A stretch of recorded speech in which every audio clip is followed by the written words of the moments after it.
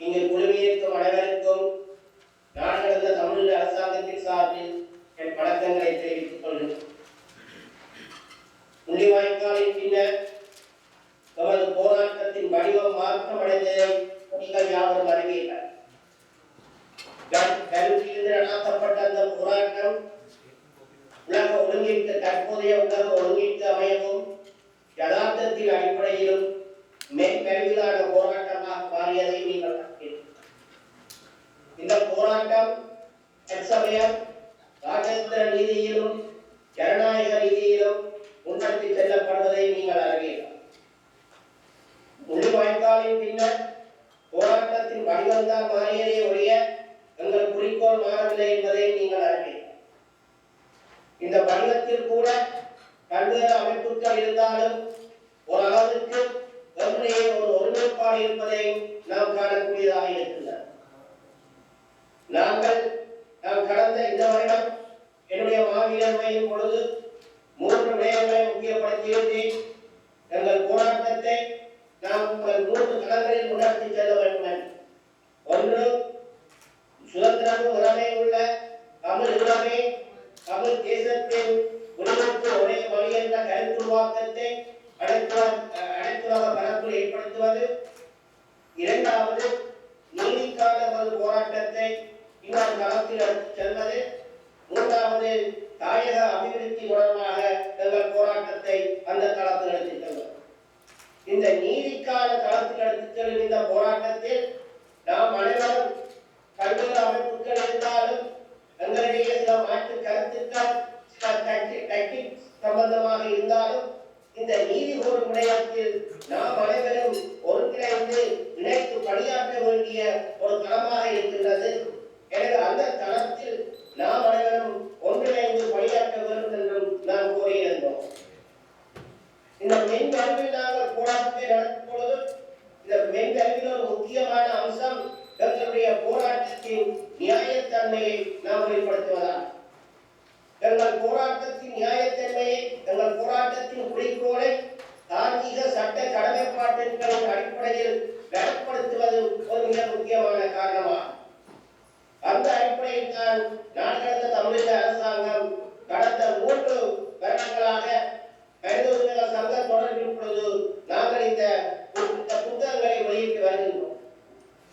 எனக்கு பேசிய சந்திரகாந்தன் அவர்கள் இந்த புத்தகத்தின் துணைக்கு இந்த உண்மையில் எனக்கு பங்கிருப்பதாக கூறினார். உண்மையிலே சரியல்ல. இந்த புத்தகம் நாடு கடந்த பேராசிரியர்களும் நாடு கடந்த மனித உரிமை ஆர்வலர்களின் கூட்டு முயற்சியால் உருவாக்கப்பட்டதான் இந்த புத்தகம். இது சில 30 அத்தியாயங்களும் பல்வேறு அறிஞர்களால் எழுதப்பட்டது.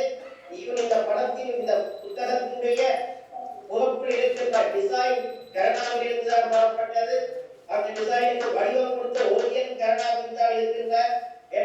நாடு கடந்த நீதியில் உருவாக்கப்பட்டபடியால் இதன் துணிச்சுக்கம் நான் கோர முடியாது என்பதை நான் இங்கு கூற விரும்புகிறேன். இந்த புத்தகம் நாங்கள் விடுவதற்கு மிக முக்கிய காரணம் அந்த கருத்து உருவாக்கத்தை கொண்டு வருவதற்கு தான்.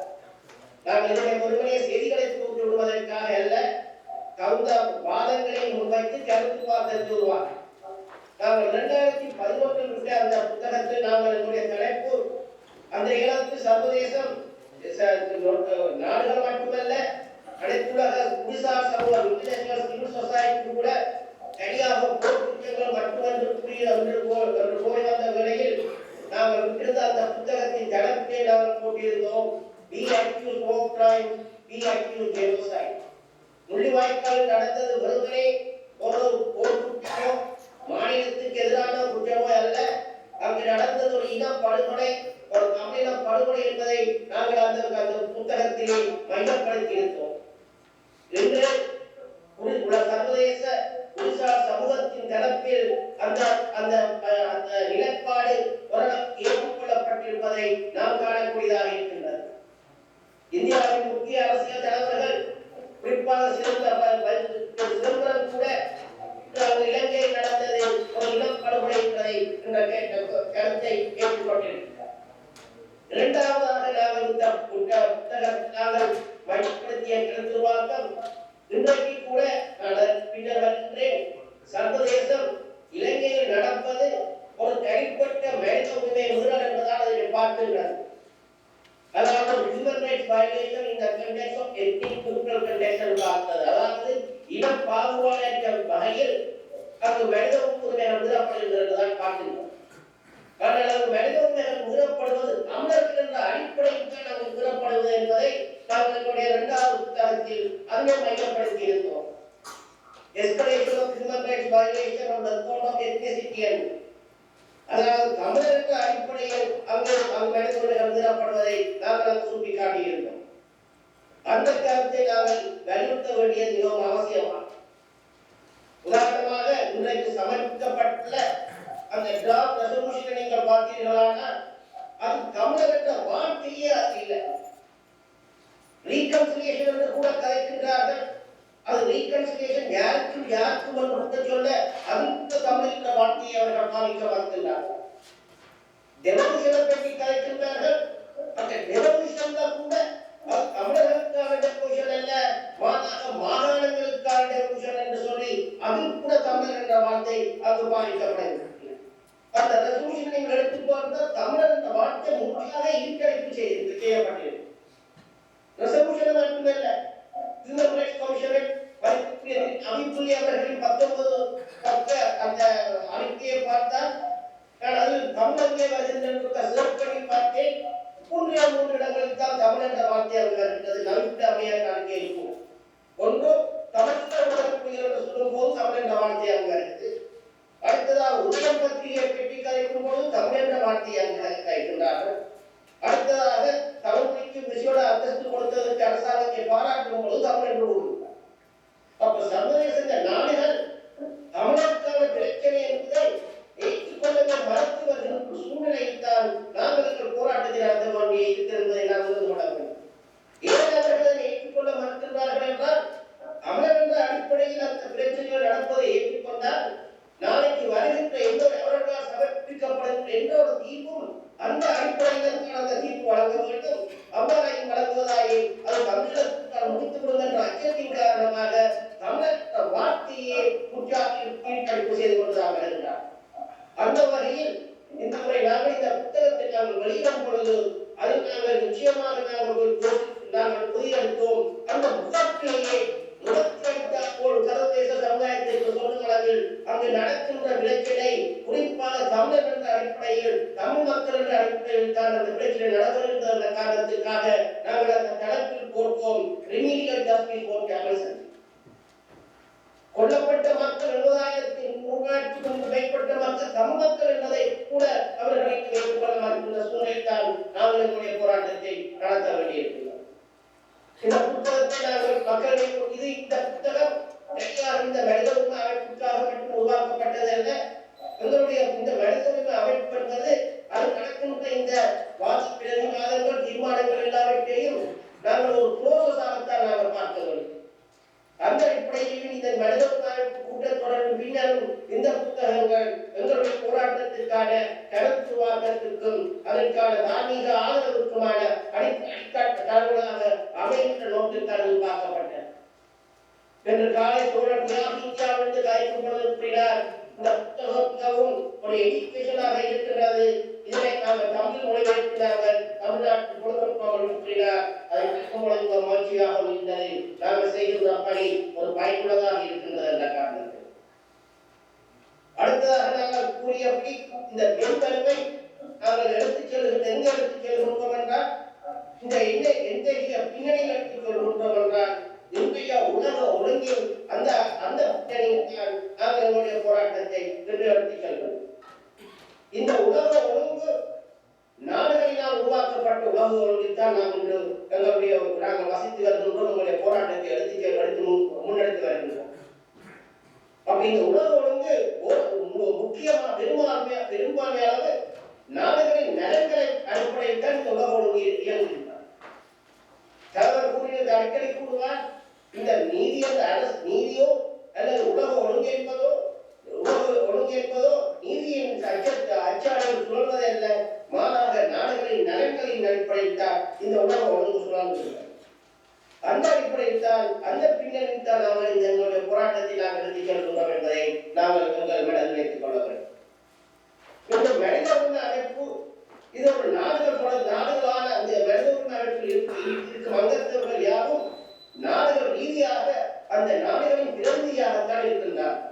உதாரணத்துக்கு அது இன்னொன்று நாம் கம்மியாக பார்ப்பதென்றால் ஹியூமன் ரைட்ஸ் கமிட்டி எடுத்து பார்த்தால் அங்கு மனித உரிமை ஆர்வலர்கள் தங்களுடைய தனிப்பட்ட தகுதியின் அடிப்படையில் மனித உரிமைகள் மேல் அவர்கள் கொண்டுள்ள அவர்களுடைய நம்பிக்கையின் அடிப்படையில் அவர்கள் அங்கு நியமிக்கப்படுகின்றனர். ஆனால் அந்த ஹியூமன் ரைட்ஸ் கவுன்சில் என்பது கிளப் ஆஃப் ஸ்டேட்ஸ். இன்ஃபேக்ட் ஐக்கிய நாடுகள் சபையே கிளப் ஆஃப் ஸ்டேட்ஸ். அப்ப நாடுகள் தங்கள் நலன்களையும் பாதுகாத்துக் கொள்வதும் அடிப்படைத்தான் இந்த அமைப்புகள் இயங்குகிறது என்பதை நாம் கவனத்தில் எடுத்துக் கொள்ள வேண்டும். இந்த அமைப்பில் தான் இன்றைக்கு இந்த மனித அமைப்பில் நடைபெறுகின்ற இந்த வாத பிரதிவாதங்களையும் இந்த இதனுடைய கொடுக்கப்பட்ட நகர் தீர்மானத்தை பற்றியும் நாம் கவனிக்க வேண்டியதாக நான் கூறுகிறேன். இது இன்னொன்றை நான் வலியுறுத்த விரும்புகின்றேன். தமிழ் தேசிய விடுதலை போராட்டம் தனியாக இந்த மனித உரிமை அமைப்புகளால் மட்டும் இந்த மனித உரிமை அமைப்பால் மட்டும் தீர்மானிக்கப்படுவதல்ல. இது பல்வேறு காரணிகளால் ஒரு தொடர்ச்சியான ஒரு ப்ரோசஸ் மூலமாக தீர்மானிக்கப்படுகின்ற ஒரு விடயம். எனவே இதில் நாங்கள் வெற்றியோ தோல்வியோ அடைந்தால் இதுதான் தமிழகத்தின் தலைவியை தீர்மானிக்க போகின்ற என்று நாம் கருத தேவையில்லை.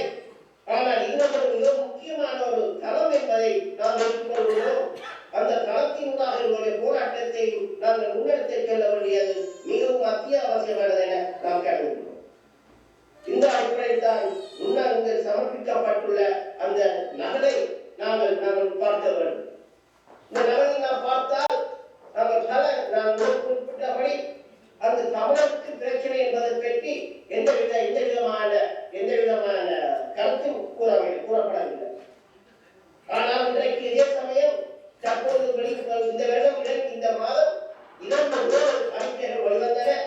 ஒன்று வந்து எவிடன்ஸ் ப்ராஜெக்ட் என்று ஆஸ்திரேலியாவில் இருந்து சட்ட அறிஞர்களால் சேர்ந்து தயாரிக்கப்பட்ட ஒரு அறிக்கை முன்வைத்திருக்கின்றனர். அந்த அறிக்கையிலே கூறுகின்றார்கள், அங்கு சர்வதேச குற்றங்கள் இடம்பெற்றன. அந்த குற்றங்களை நடத்துவதற்கான அந்த நோக்கமும் அதை புரிந்தவர்களுக்கு இருக்கின்றது. அந்த நோக்கம் இங்கே அவங்க இருந்திருக்கின்றது என்று அந்த அறிக்கையில் கூறுகின்றார்கள்.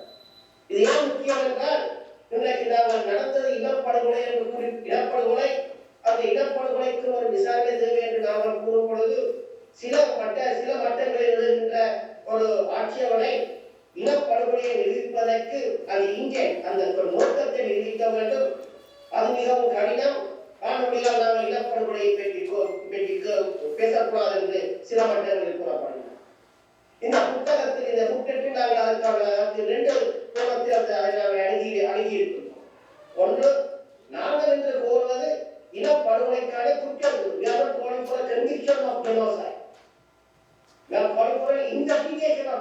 அதாவது ஜெனோசைட் நடந்ததா இல்லையா என்று விசாரிக்கத்தான் நாங்கள் தற்சமயம் கோருகின்றமே ஒழிய அங்கு இனப்படுகொலைக்கான உடனடியாக குற்றவாளிக்கு தண்டனையாக கொடுத்து நாங்கள் கூறவில்லை.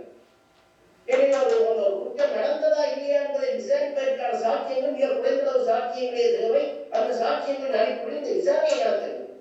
அந்த விசாரணையை நடத்தினால்தான் அங்கு அந்த இனப்படுகொலை நடந்ததா இல்லையா என்பதை பற்றி அங்கு தெரிய வரும். அடுத்ததாக, கடந்த 2010ஆம் ஆண்டு வரை 10க்கும் மேற்பட்ட வழக்குகள் இனப்படுகொலை தொடர்பாக உலகத்தில் நடவடிக்கின்றன.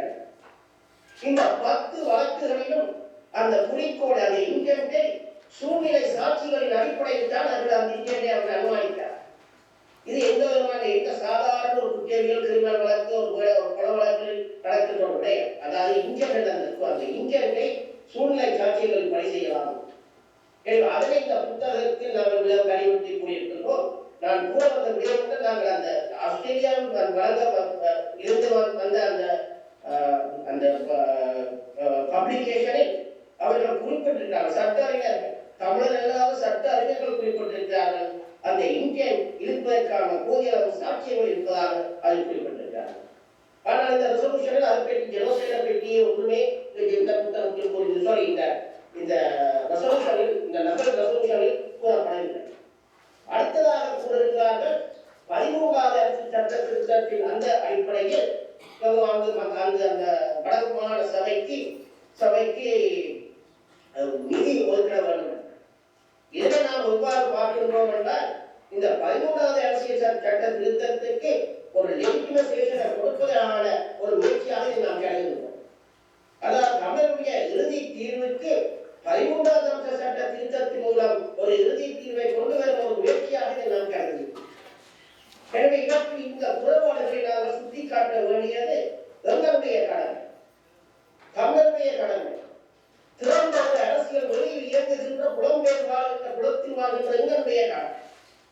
இதற்காக நாங்கள் மற்ற நாடுகள் எங்களை பற்றி என்ன நினைக்கும் என்று பார்க்காமல் எங்களுடைய போராட்டத்துக்கு எது உகந்தது, அந்த அடிப்படையில் எங்களுடைய இறுதி குறிக்கோளை அடையும் பாதைக்கு எது உகந்தது என்ற அந்த அடிப்படையில் புலங்களை சுட்டிக்காட்டிய வேண்டிய அந்த பொறுப்பு புலத்தில் வாழ்கின்ற தமிழ் சமூகத்திற்கு இருக்கின்றது.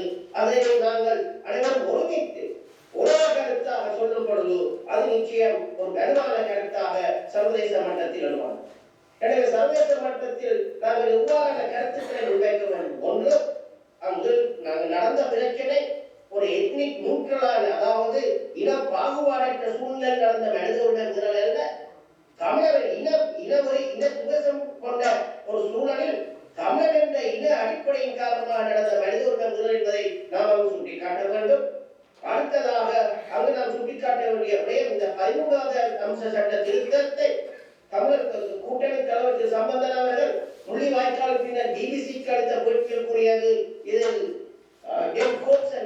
செத்தர் புலம் என்று கூறிய இந்த 13வது அம்ச சட்ட திருத்தம் தமிழ் மக்களுடைய சுதந்திரத்திற்குமோ சுபிட்சமான வாழ்வுக்குமோ இது வழிவகுக்காது என்பதை நாங்கள் சர்வதேச சமுதாயத்திற்கு எடுத்துச் சொல்ல வேண்டும். அடுத்ததாக நாங்கள் எதிர்பார்த்தபடி இந்த கமிஷன் வந்து இந்த மனித உரிமை அமைப்பு ஒரு இன்டர்நேஷனல் கமிஷனை சர்வதேச விசாரணை குழுவில் அமைக்கவில்லை. எனவே அதையும் நாங்கள் இதற்கு இந்த நகல் தான் இறுதியான நகல் என்று நாம் எடுக்க முடியாது. இந்த நகலில் நாங்கள் திருத்தங்களையும் கொண்டு வருவதற்கான முயற்சிகளை நாங்கள் தொடர்ச்சியாக ஈடுபட வேண்டும். நம்மை பொறுத்தவரை 28ஆம் தேதி மட்டும் நான் 26ஆம் தேதி சமர்ப்பிக்கப்படுகின்ற அந்த நாள் வரை கூட ஈவன் அந்த டிபேட்டில் கூட இந்த திருத்தங்களை கொண்டு வருவதற்கான முயற்சிகளில் நாங்கள் அனைவரும் ஈடுபட வேண்டும். இந்த திருத்தங்களை அங்கத்துவ நாடுகள் மட்டுமல்ல, அங்கத்துவம் வகிக்காத நாடுகள் கூட இதை கொண்டு வரலாம். உதாரணமாக கனடா கூட இந்த திருத்தத்தை கொண்டு வரலாம். இன்று கனடா இன்டர்நேஷனல் இன்வெஸ்டிகேஷன் வேணும் என்று சொல்கிறார்கள். ஆனால் அதனை கொண்டு வருவதற்கான ஒரு காத்திரமான முறையில் அவர்கள் அதனை கூற வேண்டும் என்றுதான் நாம் எதிர்பார்க்கின்றோம். எனவே கனடா கூட இந்த திருத்தத்தை கொண்டு வர. அடுத்தது நான் பின்னால் வருகின்றேன். இந்த நாம் கூறியபடி இந்த ஹியூமன் ரைட்ஸ் ஃபோரம் என்பது மல்டிலேட்டரல் ஃபோரம், கடலில் சேர்ந்து இயங்குகின்ற ஒரு அமைப்பு. ஆனால் இதன் மூலம் மட்டும்தான் தமிழருக்கு நியாயத்தை வழங்க வேண்டும் அல்ல, இதற்கு பைலேட்டரல் ரிலேஷன்ஸ் கூட நாடுகள் தமிழருக்கான நியாயத்தை வழங்குவதற்கான முயற்சிக்கு வர. இன்றைக்கு கனடா என்றாலும் சரி, அமெரிக்கா என்றாலும் சரி, யூகே என்றாலும் சரி, இந்த போராட்டத்திற்கான போய்த்தான், இந்த மனிதர்களுக்கான போய்த்தான் தமிழருக்கு நீதி வழங்க வேண்டும் என்ற அல்ல, அவர்களாகவே தங்கள் நாடுகளில் இதற்கான குற்ற வழக்குகளை கொண்டு வரலாம், கிரிமினல் குற்ற வழக்குகளை கொண்டு வரலாம். அது மட்டும் இல்லாமல் சாங்ஷன்ஸ் கொண்டு வரலாம் இந்த இந்தியில் சம்பந்தப்பட்டவர்கள். இன்றைக்கு கடந்த 2 கிழமையாக நீங்கள் பார்த்திருப்பீர்கள், கிரிமியாவில் நடக்கின்ற ரஷ்யாவினுடைய நடவடிக்கை தொடர்பாக அமெரிக்கா உடனடியாக இந்த விசாரணைக்கோ இந்த புயலுக்கோ போகாமல் உடனடியாக அவங்க சாங்ஷனை அவங்க கொண்டு வந்திருக்கிறார். சிரியா தொடர்பாக நாடுகள் கொண்டு வந்திருக்கிறார். எனவே ஒவ்வொரு முயற்சிகளையும் நாங்கள் இன்னொரு பக்கம் தொடர்ச்சியாக நாங்கள் செய்து கொண்டு போக வேண்டும். எனவே இந்த நகரம் அந்த நாங்கள் எதிர்பார்த்த அந்த ஹியூமன் ரைட்ஸ் கமிஷன் என்ற வார்த்தை வரவில்லை. ஆனால் இது இன்னொரு சின்ன ஒரு வழி ஒன்று இருக்கின்றது. அந்த வழி எந்த அளவுக்கு காத்திரமாக இருக்கும் என்பதை நாம் இன்றுதான் பார்க்க வேண்டும். அந்த வழியை கூட மிகவும் காத்திரமாக தெளிவாக கொண்டு வருவதற்கான முயற்சியில் நாங்கள் ஈடுபட வேண்டும். இது ஒருவர கூறப்பட்டிருக்கின்றது. அதாவது மனித உரிமை ஆணையாளர் திரு நவீன்பள்ளி அவருடைய ஆபீஸ் அலுவலகம் அவர்கள் இதனை இன்வெஸ்டிகேட் பண்ண வேண்டும், அவர்கள் இதனை விசாரிக்க வேண்டும் என்ற ஒரு வழி அங்கே இருக்குது. எனவே மனித உரிமை ஆணையாளர் என்பது சர்வதேச ஒரு இன்டர்நேஷனல் என்டிட்டி, அங்கு ஒரு இன்டர்நேஷனல் வருகின்றது. ஆனால் இந்த அளவுக்கு அவர்களது விசாரணையை கொண்டு வர வேண்டும் என்பதை பற்றி அது குறிப்பிடப்படவில்லை. அடுத்ததாக எப்ப அந்த விசாரணையை கொண்டு வரப்பட வேண்டும் என்று அது குறிப்பிடப்படவில்லை. இன்றைக்கு ஸ்ரீலங்கா அரசாங்கம் கடந்த வருடம் இந்த மனித உரிமை பேரவை நிறைவேற்றிய அந்த தீர்மானத்தை, அதாவது அந்த தீர்மானத்தை என்ன கூறியிருந்தார்கள் என்றால், அதாவது நாட்டின் உள்ளே ஒரு விசாரணையை நடத்த வேண்டும் என்று கூறியிருந்தார்கள். அந்த தீர்மானத்தை ஸ்ரீலங்கா அரசாங்கம் முழுதாக நிராகரித்திருக்கிறார். திரு நவீன்பள்ளி அவர்கள் தன்னுடைய அறிக்கையில் கூறியிருக்கின்றார், அங்கு ஒரு விசாரணை நடக்கவில்லை, நடக்க வேண்டும், நடக்காத பட்சத்தில் சர்வதேச விசாரணை வேண்டும் என்று கூறியிருக்கின்றார். அதனையும் ஸ்ரீலங்கா அரசாங்கம் லாபித்து ஐக்கியமான செயலாளர் நாயகத்தினுடைய அந்த நிபுணர் குழு அவர்கள் கூறியிருக்கிறார்கள், உள்ளான விசாரணை அங்கு நடத்துவதற்கான சூழ்நிலை இல்லை. ஆனால் அப்படி இருந்தாலும் அங்கு உள்ளான விசாரணை நடத்தப்பட வேண்டும், அதே நேரத்தில் சர்வதேச விசாரணை நடத்தப்பட வேண்டும் என்று அதனையும் ஸ்ரீலங்கா அரசாங்கம் நிராகரித்தது. அதாவது சர்வதேச அமைப்புகளால் உள்நாட்டு விசாரணை நடத்தப்பட வேண்டும் என்ற கோரிக்கையை ஸ்ரீலங்கா அரசாங்கம் திட்ட தெளிவாக வெளிப்படையாக தொடர்ச்சியாக நிராகரித்து வருகின்றனர். இந்த சூழ்நிலையில் திரும்பவும் இந்த பிரகடன நகர் ஸ்ரீலங்கா உள்நாட்டு விசாரணை என்று செய்ய வேண்டும் என்று கூறுவது மிகவும் ஒரு கேள்விக்குரியதாக மட்டுமல்ல, இந்த அமைப்பினுடைய காத்திரத்தன்மைக்கும் ஒரு இன்டெகிரிட்டிக்கும் ஹியூமன் ரைட்ஸ் கவுன்சில் இன்டெகிரிட்டிக்கும் ஒரு சேலஞ்ச் ஒரு சவாலாக அமைகிறது. எனவே என்னை பொறுத்த மட்டில் அந்த வாசகத்தை எடுத்து விடவும், அதாவது ஸ்ரீலங்கா உள்ளான ஒரு விசாரணை நடத்த வேண்டும் என்ற இந்த கோரிக்கை இங்கு வைக்கப்பட்டிருக்கிற கோரிக்கை நிச்சயமாக நீக்கப்பட வேண்டும். இது தனியாக தமிழருடைய என்னுடைய கருத்து அல்ல. இங்கு அமெரிக்காவில் இருக்கின்ற ஒரு அமெரிக்க தமிழர் அல்லாத ஒரு பத்திரிகையாளரும் ஒரு ஆக்டிவிஸ்டும் என்ற கைதுள்ள இந்த நகலை பார்த்தபோது தனக்கு மிகவும் மாத்திரம் வந்த விடயம் திரும்பவும் ஸ்ரீலங்காவிடம் சென்று இன்னொரு விசாரணை நடத்தி என்று கூறுவது உண்மையிலேயே ஒரு கேள்விக்குரியதாக இருக்கின்றது. அதையும் நாங்கள் திட்ட தெளிவாக சர்வதேச சமூகத்திற்கு நாங்கள் நடத்தி சொல்ல வேண்டும். இது சம்பந்தமாக பொறுத்தவரையில் நாங்கள் அனைத்து அமைப்புகளும் ஒன்று சேர்ந்து, அனைத்து தமிழ் அமைப்புகளும் ஒன்று சேர்ந்து புலத்து தமிழர்களுடைய குரலாக இப்புலத்தில் மட்டுமல்ல, புலத்தில் ஈழத்தமிழர்கள் மட்டுமல்ல, முடியுமான நாங்கள் தமிழகத்து அமைப்புகளை ஒன்று சேர்த்து நாங்கள் அனைவருடைய குரலாக, உலக தமிழுடைய குரலாக இது என்னென்ன இந்த நகரில் திருத்தங்கள் செய்யப்பட வேண்டும் என்பவற்றை நாங்கள் கூற வேண்டும். அடுத்ததாக நாங்கள் முதலில் நாம் கூறியது போல இன்றைக்கு எங்களுடைய தாயகம் பறிவைக்கொண்டு தமிழின அடையாளத்தை அழித்துக் கொண்டிருக்கின்றது. அங்கு ஒரு ஸ்ட்ரக்சரல் ஜெனோசைட், ஒரு கூட்டுமான இன படுகொலை, ஒரு சமூக அடையாளங்களை சிதறடித்து உங்கள் இனத்தை அளிக்கின்ற அந்த நடவடிக்கை நடந்து கொண்டிருக்கின்றது.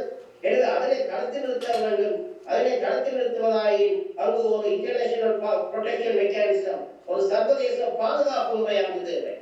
இன்றைக்கு இந்த நகரில் அது அங்கு நாட்டில் நடப்பவற்றை மானிட்டர் பண்ண வேண்டும், அவதானிக்க வேண்டும் என்று கூறுகிறார்கள். ஆனால் நாம் அதற்கு ஒருபடியாக மேலே போய் அங்கு நடப்பவற்றை நிறுத்துவதற்கான ஒரு சர்வதேச பாதுகாப்பு பொறிமுறையை இந்த மனித உரிமை சங்கம் தன்னுடைய இந்த தீர்மானத்தில் கொண்டு வர வேண்டும் என நாம் கூறுகிறோம். அடுத்ததாக நாங்கள் முன்னெடுத்து நாங்கள் தொடர்ச்சியாக நாம் அனைவரும் கூறி வருகின்றபடி தமிழ் தேசத்தின் அரசியல் தீர்வாக தாயகத்திலும் புலத்திலும் இருக்கின்ற தமிழ் மக்கள் மத்தியில் ஒரு சர்வதேச வாக்கெடுப்பை நாங்கள் நடத்த வேண்டும் என்ற கோரிக்கையை நாங்கள் அங்கு முன்வைக்க வேண்டும். நான் முதலில் மனித உரிமைகளுடன் அரசியலை கடப்பதா என்பதை யோசித்துக் கொண்டிருந்தோம் நாங்கள் எங்களுடைய ஆலோசனை குழுவில்.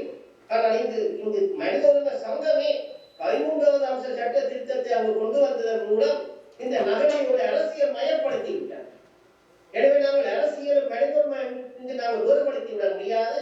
அந்த வகையில் அந்த அரசியல் தீர்வையும் நாங்கள் அவங்களுக்கு கட்டாயம் கூற வேண்டிய ஒரு பொறுப்பு எங்களிடம் இருக்கின்றது.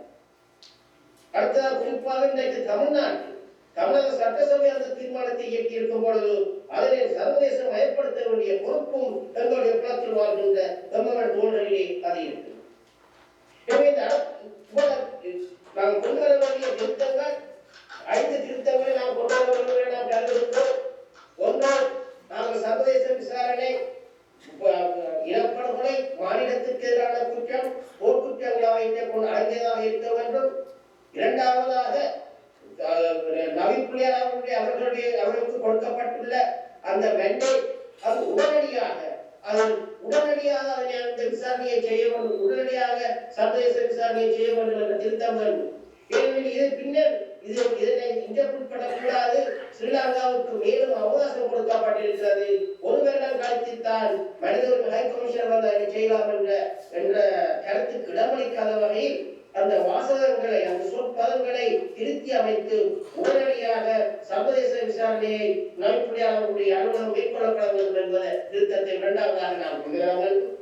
3ஆவதாக நாங்கள் சர்வதேச பாதுகாப்பு பொறிமுறை தொடர்பாக அங்கு ஒரு பாதுகாப்பு பொறிமுறை உடனடியாக தேவை என்பதை நான்காவது உங்களுடைய அரசியல் தீர்வு ஒரு சர்வஜன வாக்கெடுப்பின் அடிப்படையில் கொண்டு வர வேண்டும் என்றும் மற்றும் ஸ்ரீலங்காவை திரும்பவும் உள்நாட்டு விசாரணையை தொடங்கும்படி கோருவது மிகவும் அந்த அந்த வாசகங்களை அகற்றிவிட வேண்டும் என்பதை நாம் சுட்டிக்காட்ட வேண்டும் என நாம் கருதுகிறோம்.